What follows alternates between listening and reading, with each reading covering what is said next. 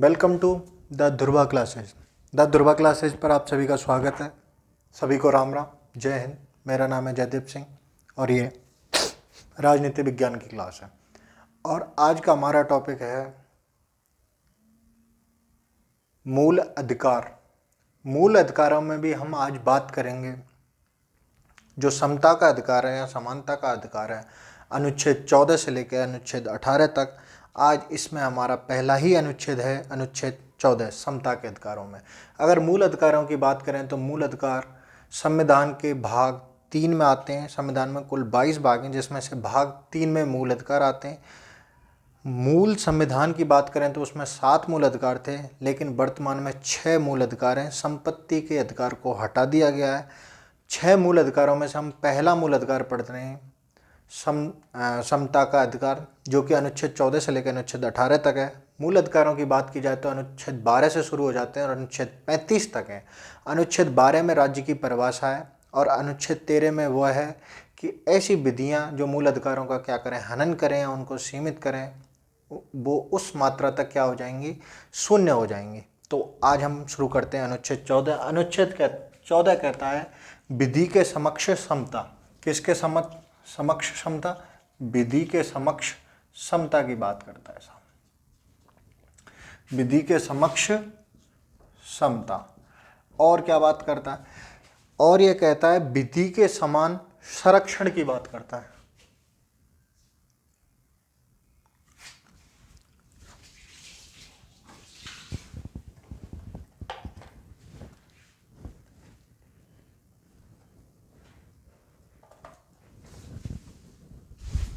और ये विधि के समान संरक्षण की बात करता है। किसकी बात साहब? विधि के समान संरक्षण की। विधि के समान संरक्षण।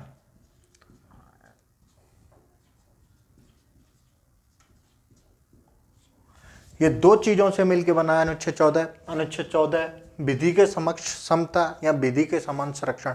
यह कहता है कि किसी भी व्यक्ति को भारत के राज्य क्षेत्र के अंतर्गत विधि के समक्ष क्या मिलेगी? समता मिलेगी, या विधि के समान संरक्षण से वंचित नहीं किया जाएगा। तो विधि के समक्ष समता की बात करें तो यह ब्रिटेन से लिया गया है, और विधि के समान संरक्षण की बात करें तो यह अमेरिकी संविधान से प्रभावित है। ठीक है साहब।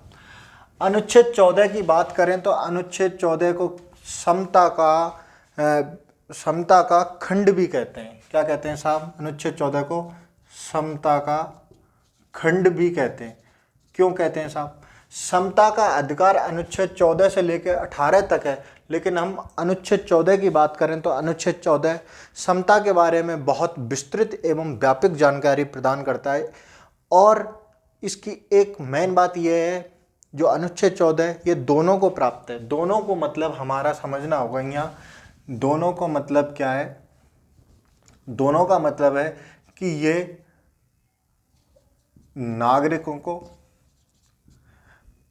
प्लस विदेशी दोनों को प्राप्त है। जबकि हम अन्य समता की अधिकारों की बात करें तो अनुच्छेद 15 हो गया, 16 हो गया, ये अधिकार केवल भारतीय नागरिकों को ही प्राप्त हैं। अनुच्छेद 14 एक ऐसा अधिकार है जो कि सबको प्राप्त है, चाहे वो भारतीय नागरिक हो या विदेशी हो। इसलिए इस अधिकार को क्या कहते हैं? समता का खंड कहते हैं, क्योंकि इसमें समता के बारे में बहुत अधिक या विस्तृत जानकारी दी गई है। विधि के समक्ष समता ये ब्रिटेन से लिया गया है। ब्रिटेन में भी बात करें तो एक डायसी महोदय हुए हैं। कौन हुए हैं साहब? डायसी महोदय हुए हैं। और डायसी महोदय ने ही विधि के समक्ष शासन का सिद्धांत दिया था। विधि के समक्ष समता के शासन का सिद्धांत, विधि सम्मत शासन का सिद्धांत था साहब डायसी का। विधि के समक्ष कह लो या सम्मत कह लो, विधि सम्मत लिख लेते हैं। विधि सम्मत शासन का सिद्धांत ये डायसी महोदय की सिद्धांत था। और इन्होंने कहा था विधि सम्मत शासन के सिद्धांत में जो समता है, जो है वो क्या है? मूल अंग होगी। विधि सम्मत शासन में समता या विधि के समक्ष समता क्या है? मूल या अभिन्न अंग।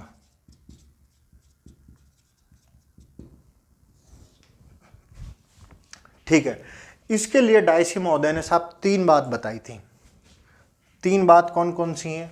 ठीक है, यहाँ हम इसे कह सकते हैं, इसके लिए डायसी महोदय ने क्या दी साहब? 3 अवधारणा दी। 3 अवधारणा कौन कौन सी हैं साहब? उनको भी देख लेते हैं। 3 अवधारणा,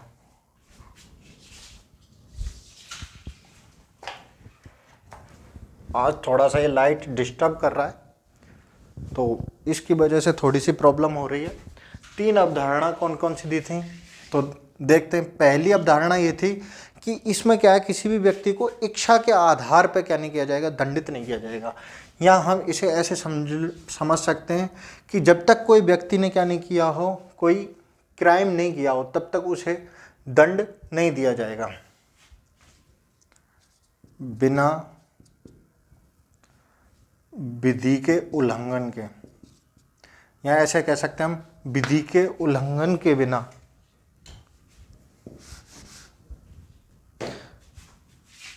विधि के उल्लंघन के बिना किसी भी व्यक्ति को क्या नहीं किया जा सकता? किसी भी व्यक्ति को दंडित नहीं किया जा सकता साहब, दंडित नहीं किया जा सकता। ये डायसी महोदय की पहली अवधारणा थी। ठीक है दोस्तों, आज थोड़ी सी लाइट डिस्टर्ब हो रही है, इसकी वजह से थोड़ी सी प्रॉब्लम हो रही है। ठीक है, और ये 3 अवधारणाएं डायसी महोदय की हैं। डायसी महोदय का सिद्धांत है विधि सम्मत शासन का सिद्धांत। और विधि सम्मत शासन में जो समता जो है, या विधि के समक्ष समता जो है, वो क्या है? विधि सम्मत शासन का अभिन्न अंग है। विधि के उल्लंघन के बिना, पहली अवधारणा थी, इनकी 3 अवधारणा दी हैं इन्होंने। इनकी पहली अवधारणा थी विधि के उल्लंघन के बिना किसी भी व्यक्ति को क्या नहीं किया जा सकता? दंडित नहीं किया जा सकता। दूसरी अवधारणा थी विधि के लिए क्या है? सभी समान है। विधि के समक्ष सभी समान है। तीसरी अवधारणा क्या थी? तीसरी अवधारणा की हम बात करें तो यह कहता है व्यक्तिगत अधिकारों की प्रधानता। किसकी प्रधानता? व्यक्तिगत अधिकारों की प्रधानता। व्यक्तिगत अधिकारों की प्रधानता। अब व्यक्तिगत अधिकारों की प्रधानता कैसे? ठीक है, देखिए ब्रिटेन की बात करें तो ब्रिटेन के जो संविधान है वो ही क्या है? वहाँ के कानून व्यवस्था को तय करता है। ऐसा कौन बताता है? सुप्रीम कोर्ट या न्यायालय बताते हैं कि जो विधि का जो स्रोत है वो क्या है? संविधान है, ना कि जनता। लेकिन हमारे यहाँ ये तीसरा रूल लोग फॉलो नहीं होता। हमारे यहाँ जो संविधान है, देखिए आज ये लाइट थोड़ा सा डिस्टर्ब हो रही है, कोई नहीं, हम कंटिन्यू करने की कोशिश करते हैं। जो संविधान है हमारे यहाँ, उस संविधान का जो शक्तियों का स्रोत है वो कौन है? भारत की जनता है। तो तीसरा यहाँ डायसी का यहाँ फॉलो नहीं होता है। ठीक है, तो ये 2 चीज़ें, विधि के समक्ष क्षमता जो कि हमने ब्रिटेन से ली है, और ब्रिटेन में भी डायसी ने इसके लिए बहुत बड़ी थ्योरी दी थी। विधि के सम्मत शासन का सिद्धांत था इनका, और विधि सम्मत शासन में क्या है? समता अभिन्न अंग है। और 3 अवधारणाएं थीं। विधि के उल्लंघन के बिना किसी भी व्यक्ति को क्या नहीं किया जा सकता? दंडित नहीं किया जा सकता। विधि के समक्ष सभी समान हैं। और व्यक्तिगत अधिकारों की क्या है? प्रधानता की बात की गई है।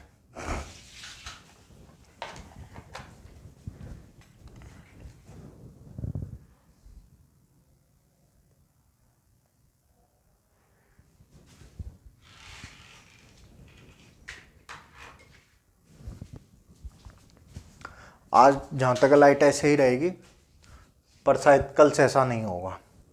ठीक है, तो ये डायसी का था, आपने इसका स्क्रीनशॉट ले लिया होगा। ठीक है, अब हम बात करते हैं विधि के समक्ष समता और विधि के समान संरक्षण दोनों में अंतर क्या है। ठीक है, इसको मैं एक बार साफ करूंगा यहाँ से। ठीक है,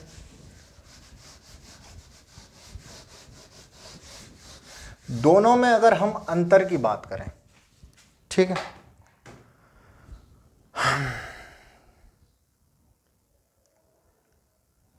तो इसने दुखी कर दिया। एक सेकंड,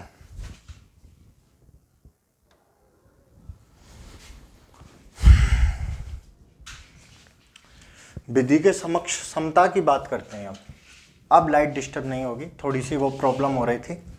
ठीक है, तो विधि के समक्ष समता की बात करें तो हमने यहाँ डायसी महोदय की थ्योरी देखी कि विधि के सम्मत जो समता है या विधि के सम्मत शासन का सिद्धांत है, हमने वो देखा। अब विधि के समान संरक्षण जो अमेरिका से लिया गया है, थोड़ी सी हम इसकी भी चर्चा कर लेते हैं कि इसका बैकग्राउंड क्या है। इसके बैकग्राउंड में तो हमने ब्रिटेन में जो डायसी का सिद्धांत था वो भी देखा। अब विधि के समान संरक्षण की बात करें तो ये अमेरिकी कॉन्स्टिट्यूशन से लिया गया है। इसके अलावा हम बात करते हैं तो यूएनओ में इसे 10 दिसंबर 1948 को नागरिकों के सार्वभौमिक जो अधिकार थे, ठीक है, मानव अधिकारों का या मानव अधिकारों का सार्वभौमिक घोषणा पत्र, जिसे हम कह सकते हैं मानव अधिकारों का सार्वभौमिक घोषणा पत्र, उसमें भी यही लाइन लिखी हुई है कि विधि के समान संरक्षण अमेरिकी कॉन्स्टिट्यूशन में भी लिखी हुई है। और यूएन ने मानव अधिकारों का सार्वभौमिक घोषणा पत्र की हम बात करें तो उसमें भी यही लाइन है। और यूएनओ ने 10 दिसंबर 1948 को विधि के समान संरक्षण या मानव अधिकारों का घोषणा पत्र, सार्वभौमिक घोषणा पत्र को अपनाया था। अब हम बात कर लेते हैं कि ये दोनों में विशेष अंतर क्या है। देखिए, और ये दोनों विशेष बातें क्या कहना चाहते हैं। ठीक है, इनकी बात करें तो देखो, ये नकारात्मक प्रवृत्ति के हैं, जबकि इनकी बात करें तो ये सकारात्मक प्रवृत्ति के हैं साहब। ठीक है, कैसे, अब हम आगे इनको देखते हैं। इसमें 3 पॉइंट्स हैं विधि के समक्ष समता में। 3 पॉइंट्स में पहला पॉइंट है कि किसी भी व्यक्ति को क्या नहीं है, विशेष अधिकार नहीं है। किसी भी व्यक्ति को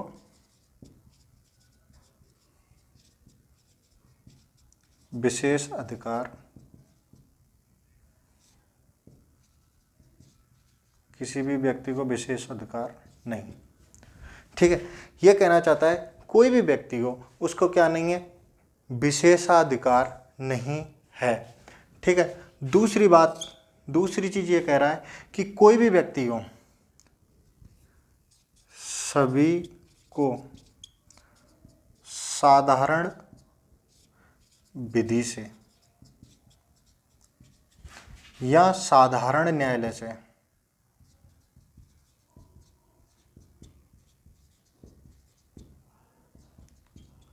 सभी के साथ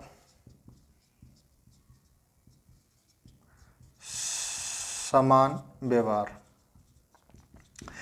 दूसरी लाइन है, कोई भी हो, सभी को साधारण विधि से या साधारण न्याय से सभी के साथ क्या होगा, समान व्यवहार। और तीसरी बात यह कह रहा है कि कोई भी विधि से ऊपर नहीं है।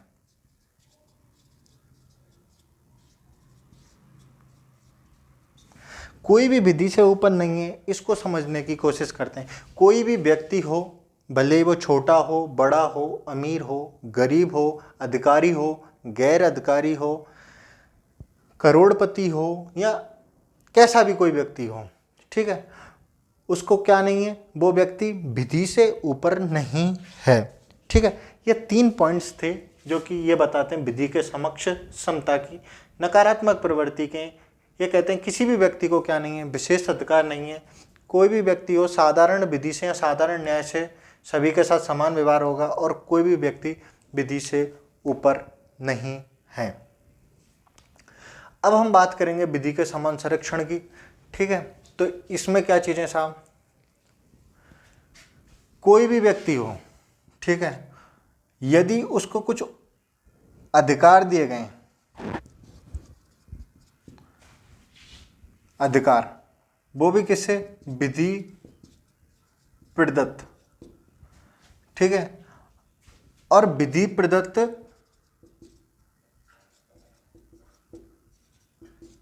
जिम्मेदारी या कर्तव्य कह सकते हैं।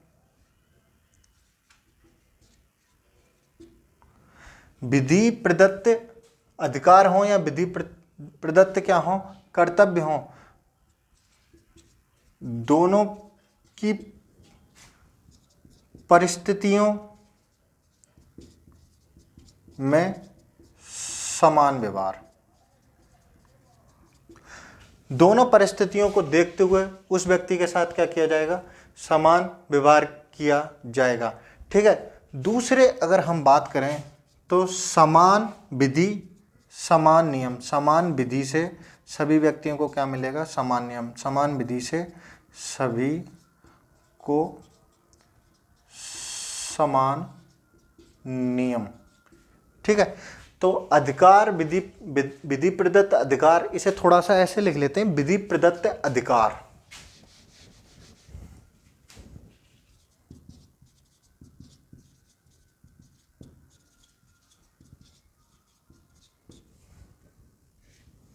विधि प्रदत्त अधिकार या विधि प्रदत्त कर्तव्य, दोनों में क्या मिलेगा साहब? पर दोनों परिस्थितियों में समान व्यवहार। तीसरी कंडीशन है, दूसरी कंडीशन है समान विधि से सभी को क्या मिले? समान विधि से सभी को समान नियम या समान विधि से समान नियम, समान विधि से समान नियम, ठीक है। तीसरी है कोई भी व्यक्ति क्या नहीं है? विधि से ऊपर नहीं है, ये इधर हो गया, तो इधर आएगा बिना भेदभाव के सभी को क्या मिलेगा? समान न्याय। कोई भी व्यक्ति हो, बिना भेदभाव के सभी को समान न्याय, बिना भेदभाव, क्योंकि ये विधि का समक्ष संरक्षण की बात करता है, तो बिना भेदभाव के सभी को समान न्याय की बात करता है। देखो इसको समझने की कोशिश करते हैं। यहाँ तो है विधि के समक्ष समता, समता में तो ये कह रहा है कि कोई भी व्यक्ति विधि से ऊपर नहीं है, और संरक्षण की बात जहाँ है वहाँ कहता है बिना भेदभाव के सभी को क्या मिलेगा? समान न्याय मिलेगा, ठीक है। ये नकारात्मक रवैये के हो गए, वो सकारात्मक रवैये के हो गए। दोनों का हम बैकग्राउंड देख चुके हैं। विधि के समक्ष क्षमता ब्रिटेन से लिया गया है, डायसी का सिद्धांत था, उसके आधार पर उसने 3 अवधारणाएं थी, वो भी हम देख चुके हैं। विधि के समान संरक्षण की बात करें तो अमेरिका से लिया गया है, ठीक है। अब हम बात करते हैं अनुच्छेद 14 के कुछ अपवादों की। तो क्या अपवाद हो सकते हैं? आप इसका एक बार स्क्रीनशॉट ले लें, ठीक है।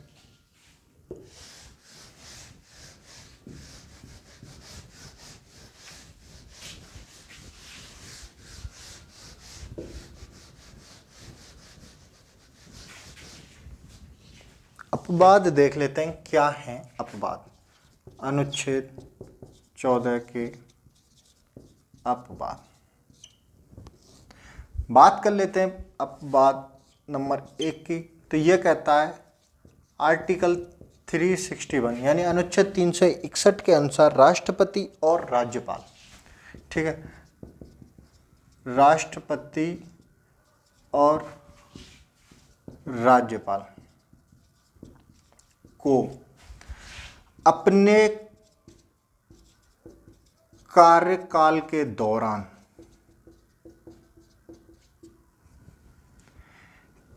किसी भी न्यायालय में जिम्मेदार नहीं ठहराया जाएगा साहब, ठहराया जाएगा, ठीक है। एक कंडीशन तो ये हो गई। दूसरी कंडीशन भी हम यहाँ लिख देते हैं, ठीक है। दूसरी कंडीशन हम इसमें लिख देते हैं, अच्छा क्लॉज में लिख लेते हैं, ठीक है। दूसरी कंडीशन हो गई राष्ट्रपति और राज्यपाल, ठीक है। राष्ट्रपति और राज्यपाल को हम थोड़ा सा ऐसे लिख देते हैं, प्रेसिडेंट और गवर्नर, प्रेसिडेंट और गवर्नर को हम थोड़ा सा ऐसे लिख देते हैं समझने की दृष्टि से।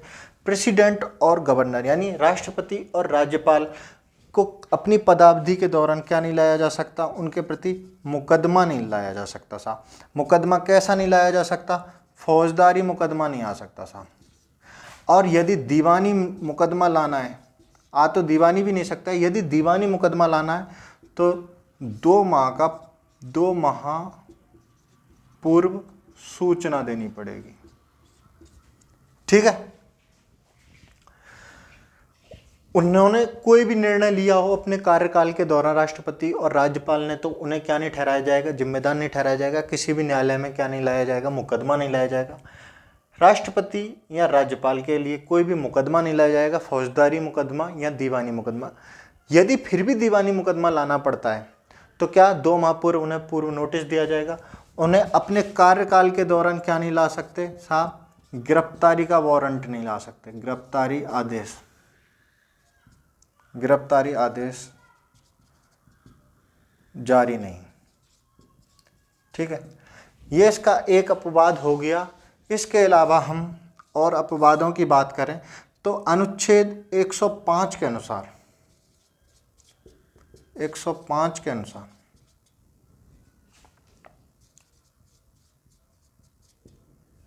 ठीक है, संसद के किसी भी सदस्य, संसद अनुच्छेद 105 के अनुसार संसद के किसी भी सदस्य पर या संसद के किसी भी सदस्य पर, या तो उसने बात संसद में कही हो या उसने कोई भी बात क्या कही हो, समिति में कही हो, या संसद के किसी भी सदस्य ने कोई भी मत दिया हो, इसके लिए उसे क्या नहीं ठहराया जा सकता, न्यायालय में जिम्मेदार नहीं ठहराया जा सकता, या न्यायालय में उसके खिलाफ क्या नहीं लाया जा सकता, या उसके विरुद्ध मुकदमा नहीं लाया जा सकता। ये बात कहता है अनुच्छेद 105।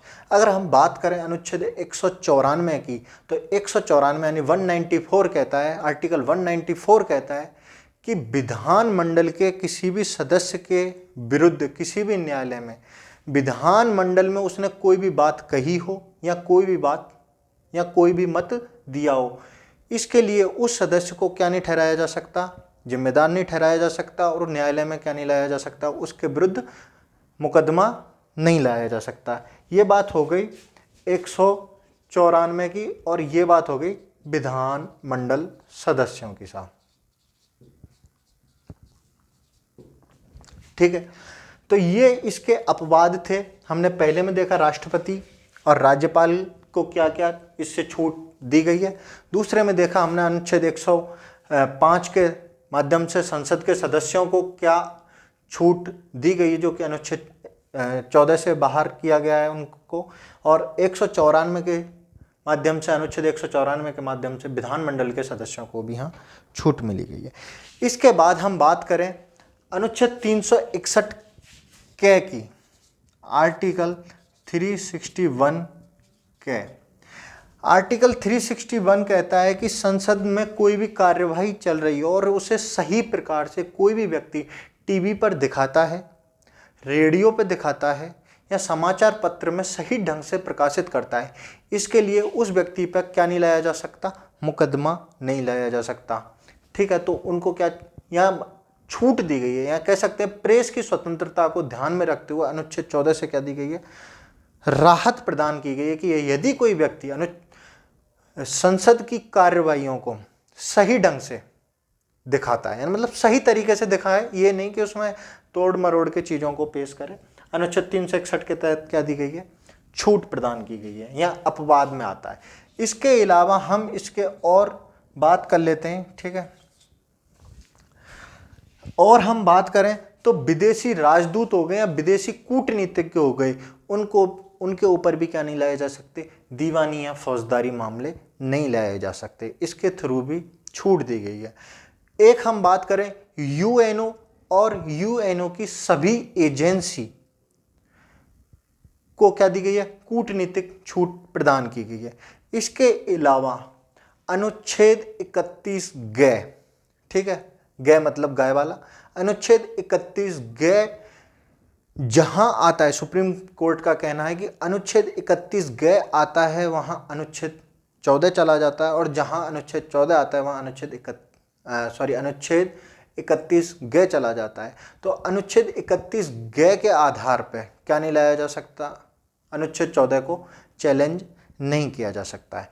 आज हमने देखा अनुच्छेद 14 के बारे में कि विधि के समक्ष समता और विधि के समक्ष समान संरक्षण से किसी भी व्यक्ति को क्या नहीं किया जा सकता, वंचित नहीं किया जा सकता। इसको हमने फुल डिटेल से समझा।